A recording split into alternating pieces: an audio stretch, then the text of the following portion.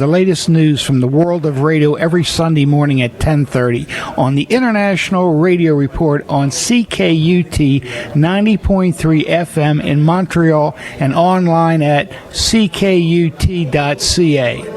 Welcome, everybody, to the International Radio Report on CKUT 90.3 FM in Montreal. It is Sunday, July the 23rd, 2023. We thank you for joining us. My name's Sheldon. I am here with Jill, and we have 30 minutes of news and information for you from the world of radio.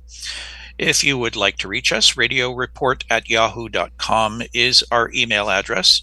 Our program is live streamed and archived at ckut.ca. That is the website for CKUT Radio, located here in the city of Montreal.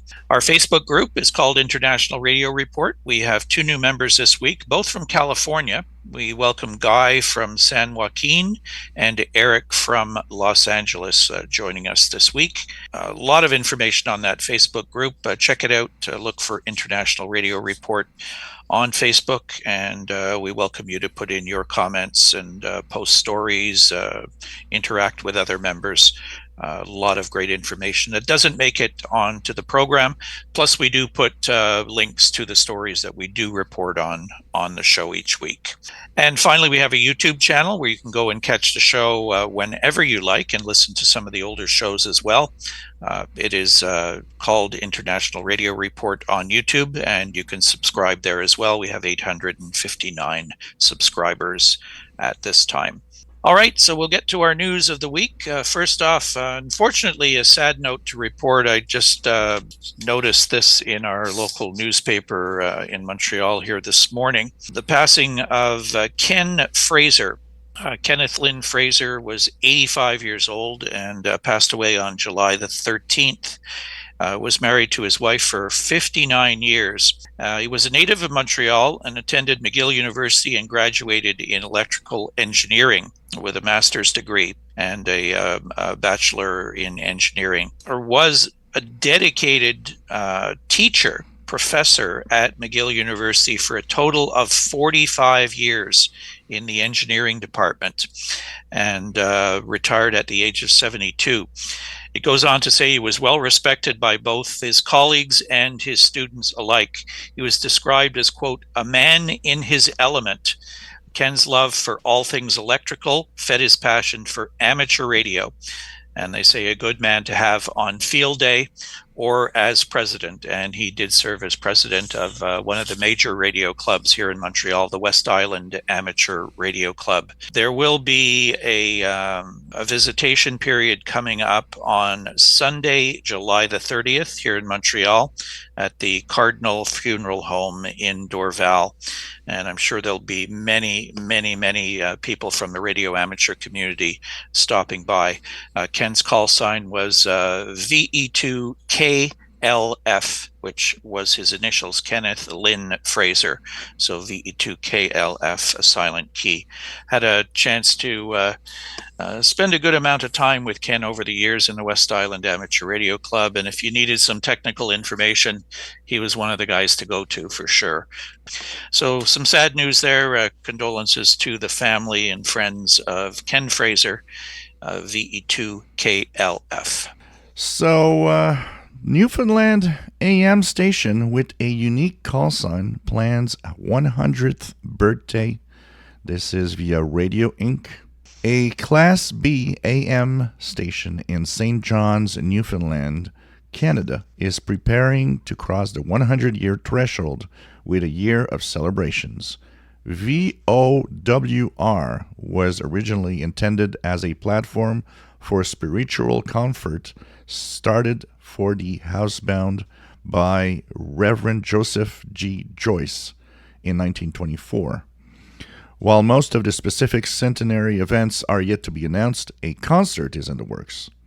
VOWR started as a telephone broadcast of Joyce's church services under the call sign 8WMC and gradually expanded its programming to include not just Methodist services, but also Roman Catholic and Anglican services.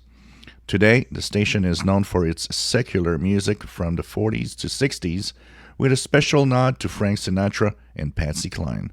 though it still broadcasts religious services. It is one of 4 broadcast stations in Canada whose call sign does not begin with the letter C, and as it maintains the V originally given to Newfoundland stations before the province joined the Canadian Confederation in 1949. VOWR, like many AMs, has played a crucial role during natural disasters like the 1950 Manitoba flooding and the 1929 Burin tidal wave, providing vital communication lines when needed most. It continues to serve the community today with a team of 55 volunteers. As VOWR looks ahead to its centennial celebrations, it balances tradition and innovation. It is digitizing its vast music collection and improving its social media presence to engage a younger audience. VOWR is on a frequency of 800 kilohertz, so it's kind of difficult here in Montreal to hear that. It is, what the powers are daytime is 10,000 watts daytime and 2,500 watts at night. So that would make it a directional signal. And depending on where you are, you might have a shot at it on 800. So nice to see that they're doing exactly what we talked about AM stations being important for, serving a small community probably, and very specialized programming, 40s to 60s music on the radio. Well, most people heard their 40s and 60s music on the radio on an AM radio station. Yep. So it's probably a bit of nostalgia, and, having been around since 1924, they certainly deserve the right to celebrate 100 years of service, and that they're still there with 55 volunteers too. That's pretty impressive. Pretty impressive. It's interesting to have that special call also. I mean, anybody that's not used to it will wonder, VOWR, where is that? Yeah, there was a couple others that exist. VOCM, I think, was probably one that a lot of DXers have heard. They're a little more powerful, I think. And it was a VOAR, I remember. And a couple other ones out there, I think, that are still around. So, kind of unique to hear a station with a V. And who knows, if you tune this week, maybe with music from the 40s to the 60s, you might hear some Tony Bennett in there. Yeah, just hearing about Tony Bennett's passing, 96 years old, and was still performing, right up almost till the end. So, I'm sure they'll be marking that passing. We have another story about AM, and this comes via Radio World. AM station totals continue their slow erosion. The Federal Communications Commission has released its latest quarterly count of broadcast licenses. At the end of June 2023, there were 4,464 licensed AM stations. That total was down by 35 stations from 12 months ago, and down 270 from June of 2013, so 10 years ago. That's according to Radio World calculations based on FCC figures. It continues a trend of gradual but consistent erosion in the AM numbers.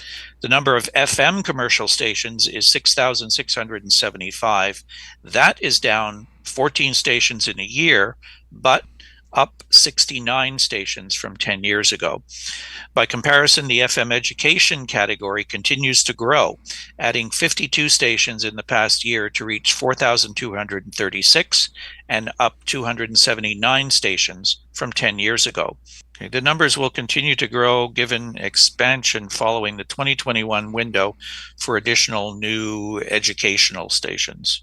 The category of FM translators and boosters rarely has shown declines in recent years, but compared to a year ago, it actually is down by 16 licenses to 8,935. That is still 2,891 more translators and boosters than a decade ago, due in part to the initiative that gave many AM stations their own FM translators. And the numbers for low-powered FMs continues its slow erosion to 1,989 at the end of June, down by 45 stations over the past year. 10 years ago, there were only 797 low-powered FMs, but their numbers subsequently surged to more than 2,100. Later this year, the FCC will open a new window for low-powered FMs. So not really too surprising, I guess. We've been reporting on a number of stations on AM shutting down and some switching to FM, some just disappearing. These other categories seem to be increasing, the educational category, translators in particular. Translators are not very expensive to run. You can basically slap up a low-powered FM antenna on a building somewhere and relay the programming of the AM service to cover smaller areas outside of the reach, possibly. So that's interesting. I think the low-powered FM, I think that number peaks and valleys because I think a lot of people apply, they get the license, and then they find out that it's maybe not as easy to run a radio station as you thought it was. Yeah. Costly and requires time and effort and maintenance and engineering and all of that stuff. So I think that number will continue to fluctuate quite a bit. But we'll see what happens later this year with the new window opening up for new stations. So there's still a lot of AM stations out there. We're not seeing, a dramatic drop that would kind of make us rethink about AM radio. But I guess the ones that are probably on the edge financially are the ones that are just leaving because it's too difficult. But I think there's still some power in the AM radio format out there.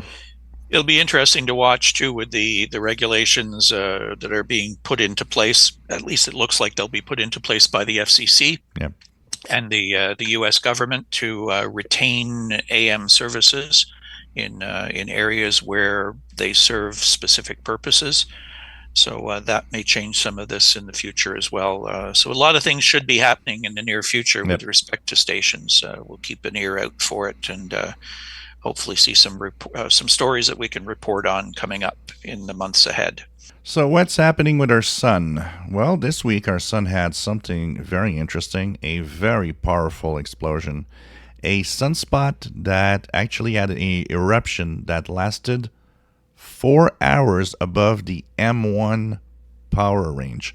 So this is powerful, and if it would have been compacted into a significant flare that would be quicker, last for just several minutes to maybe a half an hour, it would have been easily an X flare because there's a lot of energy that was actually sent out. And actually, the images on space weather are quite interesting. A lot of particles from the sun actually left. The coronal mass ejection was sent out. But because it's on the edge, the impact was kind of minimal. We did have a little bit of geomagnetic unrest because of that. Sunspot number is 131. The solar flux, 184. So conditions been in general pretty good. If there's not too much flaring going on, I'd expect that this week's condition will be really, really nice. Ever wondered what happens when a rocket goes through the ionosphere? Well, the SpaceX punched a hole in the ionosphere when they were sending out the launch of the Falcon 9 rocket on July 19th. Skywatchers from Southern California to Arizona witnessed a magnificent exhaust plume, and there was something extra, a red glow behind the clouds. And this is a sign that the rocket punched a hole in the ionosphere. And they actually have been noticing that for a long time, that because of the water vapor and the CO2 that the exhaust of the rockets send in the ionosphere, it kind of disrupts the ionosphere. So, and it takes a couple of hours for it to actually reform and come back to normal. So, kind of an interesting thing we never think about, but, these rockets do disrupt the atmosphere slightly. So, anyways, conditions hopefully are going to be good this week. High solar activity, high frequencies are there. Lots of 6-meter activity almost every day this week, so check it out. You could have even some FM skip, listening to some faraway, distant FM stations on the lower part of the FM band. But you know what? If you want to witness that, if you want to hear those stations, you got to turn on a radio and listen. I'm Brian Penny of Brewster, Massachusetts. You're tuned to the International Radio Report. 30 minutes of news about radio on CKUT 90.3 FM in Montreal. You have some updated information that was passed along regarding WRMI in Miami. Yep, there's some international broadcasters that have dropped from the WRMI schedule, from Harold Sellers via Glenn Hauser's World of Radio I.O. group. Recent monitoring has shown that some relays of English programming from some international broadcasters have been dropped by WRMI. Relays of Radio Slovakia International appear to have been reduced to a single English half hour at 01:30 to 02 UT Tuesday to Saturday on 5800 kilohertz. Interestingly, the program heard on Friday, July 21st, was one recorded at the end of January 2023, kind of a faraway one. Gone are the English RSI programs at 0:30 to 01 on 5850 and 15770. And at 22 to 22:30 on 5850, both used to be daily. Radio Poland is also gone. It is no longer heard 22:30 to 2300 Monday to Thursday on 5850, 15770. Relays of Argentina. Actually, I heard Argentina when I was in the park in English. Czech Republic and Indonesia continue to be heard. I have noticed a lot of changes on the schedules of WRMI personally, because I do listen to a lot of the programming that are relayed from these stations. And over time, I've been actually having more and more difficulty finding actually a time frame when I can listen. One that I'm going to miss terribly is that 15770 frequency that was used with Radio Slovakia at 0:30. I was actually listening to that almost every day. So I'm going to miss that. And I believe the last time I did tune in a few days, maybe a week ago, I was surprised to hear something else. So that explains it, that it's gone. So I wonder what's happening exactly. Why are they dropping? One of the things that I was mentioning to you, Sheldon, is when you listen to mailbag shows, I think it's a kind of a way to see who is out there listening. You know, if you hear a lot of different names, pretty good. But I've been noticing that most mailbag shows, it's the same handful of people all the time. So you kind of wonder how many people are really listening to these stations. You know, if they don't get the feedback, then they're going to think, why are we spending money to broadcast? You know, for so long, this has been a debate. I remember going back many years when a lot of international broadcasters used to come to events like the SWL Winterfest. It was a constant issue with them that, you know, they got tons of reception reports from DXers who wanted QSL cards, but they didn't get a lot of input from just the casual listener. And, you know, that's part of the problem with any radio station. The general casual listener tends to think of it as a one-way service. Yeah. You know, they're putting out programming for you to listen to, and that's it. You consume it, and that's the end of it. But they really want response from listeners. They want to know, particularly, you know, if they're targeting certain parts of the world with international programming, are we doing a good job? Are the programs interesting? Do you want to hear more of something? Do you want to hear less of something? Do you have questions for us? That's the sort of thing they're looking for, because then they can take that to the people who finance these broadcasts and say, look, you know, we have audiences and the programs are important to them. They want to hear more. They want to hear, you know, different things, what have you. It's really, really important to make radio broadcasting a two-way communication. Yes, consume the products, but if you like what you're hearing, or if you don't like what you're hearing, or you just have questions or comments, let them know. It is really, really important. Some stations might not have a lot of staff that will take the time to respond or react to what you say, but a lot of them will, and I think it's important, and you know, it's something that everybody should think of. Like you said, if you're seeing some of these stations disappearing, their relays disappearing, there's a reason for it. Stop and think about that when you're listening to your next favorite program on the radio. You can even do that with us. Yeah, absolutely. We don't actually hear from a lot of our listeners. We know you're out there, you're on the Facebook group, whatever, but hearing directly from people who listen to the show, not that often. So our next story comes to us from an online site that I had not seen before called Red Tech. And the reporter is Ruxandra Obrea. This came via Mike Terry in the UK and Glenn Hauser's World of Radio I.O. group. A new dawn for digital radio in Africa. Radio has been called Africa's medium. Its popularity remains high due to accessibility and relatively low cost. In many of Africa's 54 countries, with a combined population of over 1.3 billion, traditional radio sets are widely used, highlighting the digital divide between developed countries and those without reliable electricity and internet. But there are other reasons for radio's popularity in Africa. It is strongly linked to oral storytelling, central to developing the continent's diverse cultural identities and languages. The intimacy and immediacy of radio, a trusted companion, remains unparalleled on the continent, explaining why radio listenership is higher in many African countries than the global average. For example, in a recent survey in South Africa, up to 94% of citizens over 15 years of age confirmed they own a radio set. During the coronavirus pandemic, radio also played a critical role in educating young people without access to the internet. According to UNICEF, Sub-Saharan Africa had the highest proportion of school children without internet connectivity to participate in remote learning online lessons during the lockdown.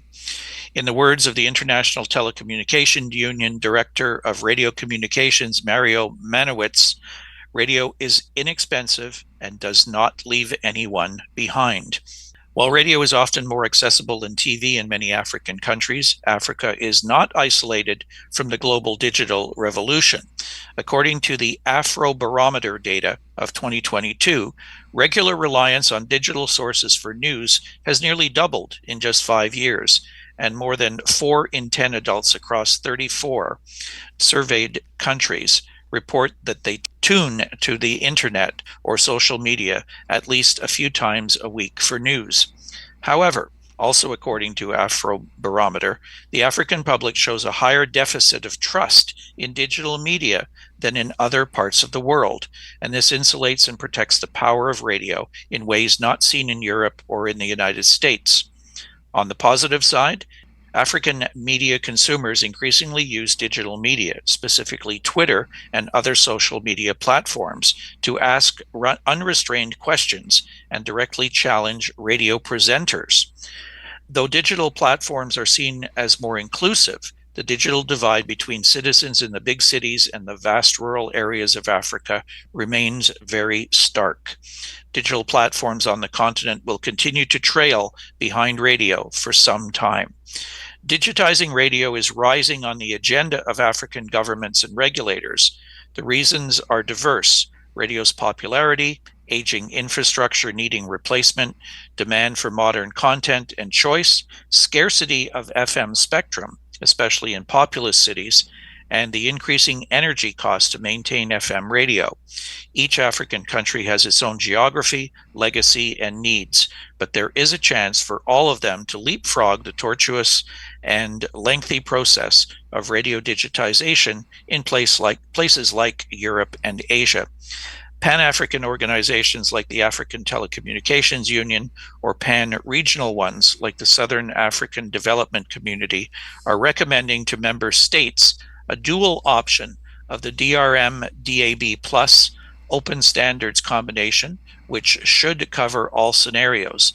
Countries like South Africa have turned such a recommendation into policy, issuing licenses, creating the infrastructure, and obtaining receivers at competitive prices will be a huge challenge. However, countries like Ethiopia have recently acquired a significant number of DRM receivers, so Africa can still lead the way and surprise.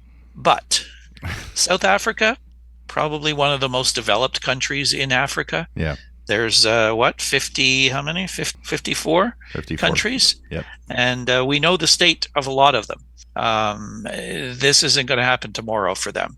You know, those numbers of radios are staggering, and people don't have them just to have them sit on a table somewhere. They are using them. It's interesting because there's always in these discussions of going to digital, there's like nobody also talking about the fact that, well, you'll need a new radio.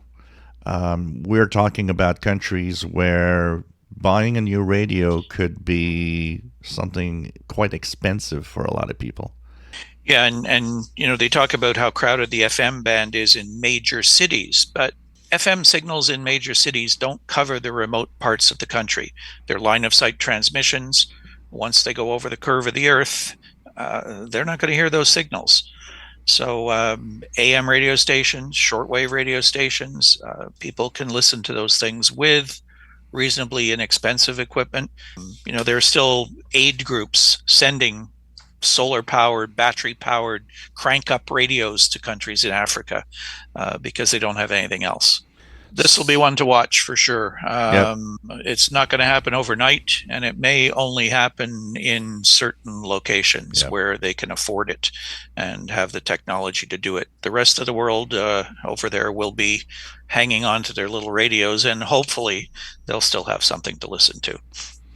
So we have a ham radio contest or an event coming up, and only one this week. Yeah, it's a major event that we talk about every year, and we want to highlight it again. The Radio Society of Great Britain, in conjunction with the Islands on the Air group, is running the RSGB IOTA Contest. It's running from 1200 Zulu July 29th to 1200 Zulu July 30th. It is the most popular contest in the RSGB's HF Contests calendar, attracting entries from around the world. The Islands on the Air contest is based on the RSGB Islands on the Air Awards program, which recently celebrated its 50th anniversary. The IOTA idea was conceived in 1964 by British shortwave listener Jeff Watts, who imagined that those of us who live in crowded cities would love to set up a station on a sunny beach among palm trees. This prospect is appealing to radio amateurs, even if the island in question might not be further away from the UK mainland than the Isle of Wight, for example. The objective is to promote contacts between stations in the IOTA Islands groups and the rest of the world, and to encourage expeditions to IOTA Islands. So this will be running on 3.5, 7, 14, 21, and 28 megahertz. So that's all the major HF ham bands. CW or SSB. You can use both if you like. We will put up a link to all of the rules and full details. And what's really neat to go take a look at is the Islands on the Air website, because it has a full list of all of these islands. And a lot of them you've probably never heard of before. They're little dots out in the ocean somewhere. And I remember last year when we talked about this, we were wondering, gee, Montreal's an island, our own city. Does it qualify? Well, we since found out that it does not. There are all kinds of regulations, and they're mostly geographic based. The islands have to be a certain distance away from mainland and what have you. So there are lots of interesting islands and lots of people that go off to these little remote places to put ham radio on the air for this weekend event coming up next weekend. So check it out. We'll put up the links and check out the list and see how many of the different islands you can hear. Yep, it's definitely something fun, even for radio listeners, chasing around these different exotic little islands around the world. It's a lot of fun. So we are out of time. Thank you very much for tuning in. As we said earlier, we always do like to hear from our listeners. You can email us radioreport@yahoo.com. If you're a member of the Facebook group, if you're not, join it, International Radio Report. If you are, don't be afraid to post questions or comments about the show on there as well, and any interesting stories you may find related to radio around the world. We do appreciate your input as much as possible. So have a great week, everybody. Have fun if you're participating or listening to the IOTA contest next weekend. And we will talk to you again next Sunday here on CKUT for the next edition of the International Radio Report. Have a great week, everybody. Bye-bye.